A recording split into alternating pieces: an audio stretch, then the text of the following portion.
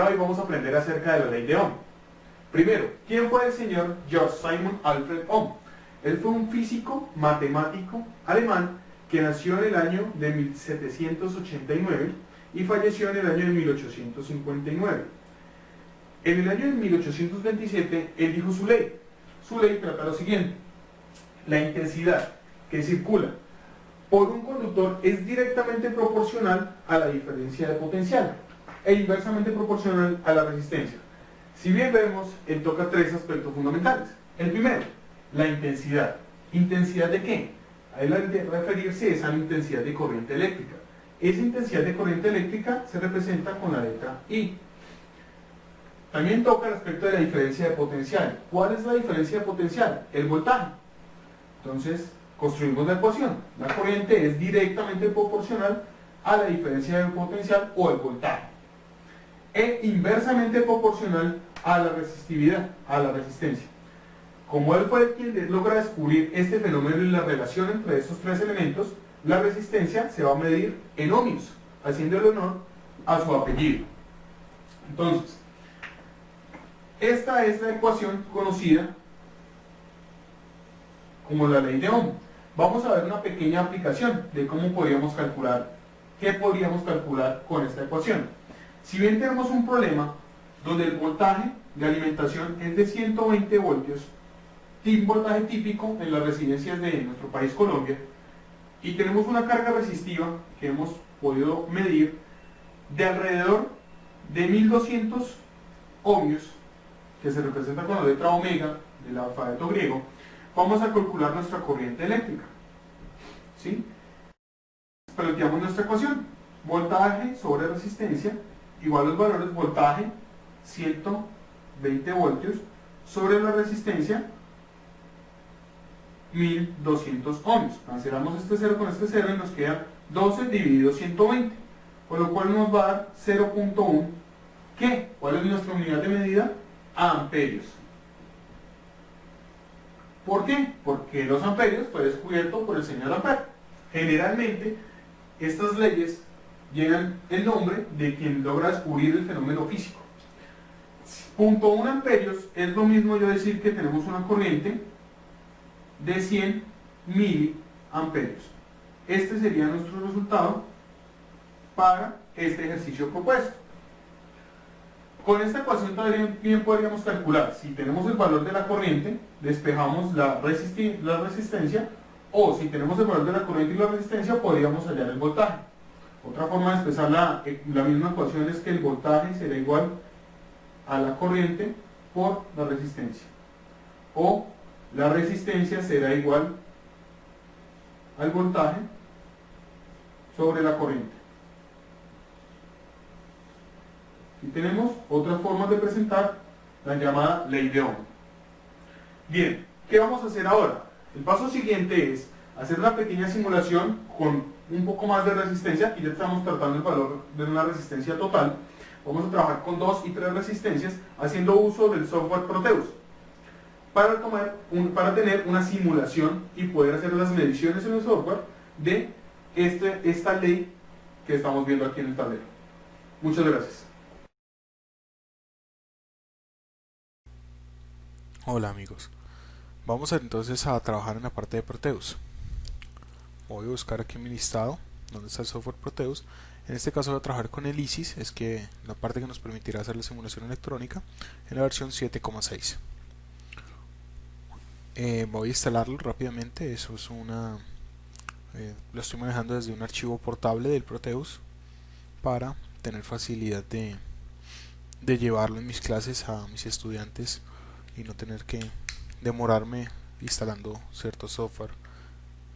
En algunos computadores inclusive tienen algún sistema de frisado que borran los elementos, entonces, o no se cuenta con los permisos de administración, entonces me parece más fácil trabajar con un sistema portable. Bien, son los mensajes de bienvenida.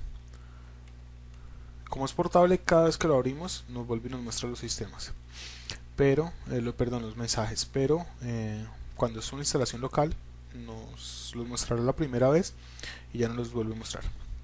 Bien, este es nuestro entorno gráfico de Proteus. Corresponde a la parte del ISIS para hacer la simulación electrónica. Aquí a la izquierda en esta barrita yo tengo componentes, modos de componentes, algunos elementos, las intersecciones, esto es para algunas etiquetas, ¿sí? Tengo unas librerías que me permiten manejar ciertas cosas de manera rápida. Por ejemplo, aquí tenemos un instrumento virtual. Aquí vamos a trabajar ahorita con el voltímetro DC. Tenemos también los generadores. Tenemos fuentes DC, fuentes sinusoidales, fuentes de pulsos, etcétera, diferentes tipos de fuentes.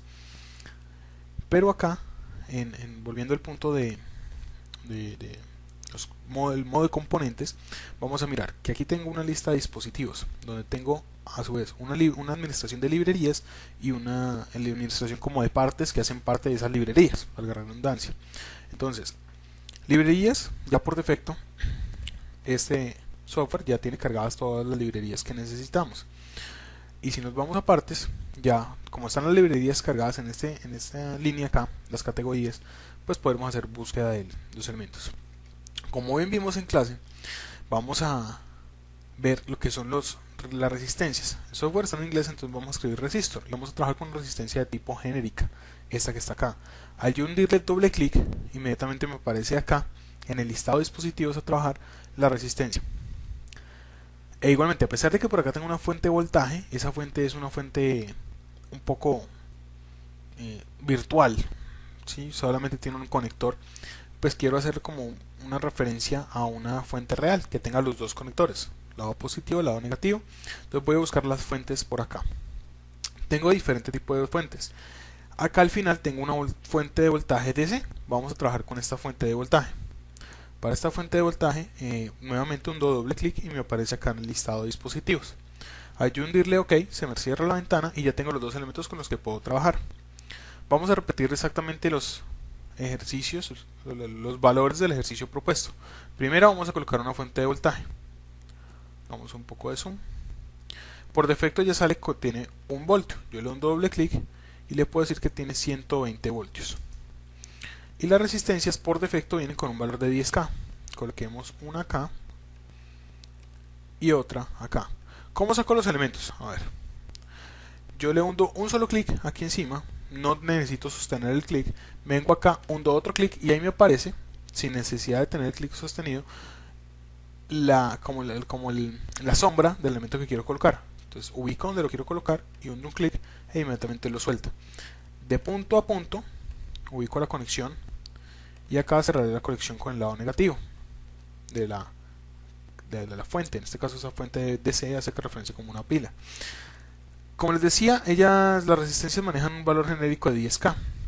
Vamos a transformar por un valor de 1K y una de 200 ohmios para tener los 1200 ohmios que fueron los que vimos en el ejercicio.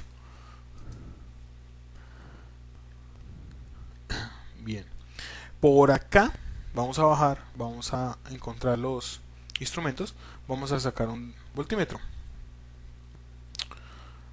Con este voltímetro, si yo mido en paralelo a esta fuente, pues hay una ley del voltaje que me dice que el voltaje en paralelo siempre será el mismo. Entonces, si lo tengo el voltímetro en paralelo a la fuente, sencillamente me tendrá que marcar los 120 voltios. Pero si yo coloco el amperímetro, el cual debe ser colocado en serie, vamos a rotarlo. Ay, perdón.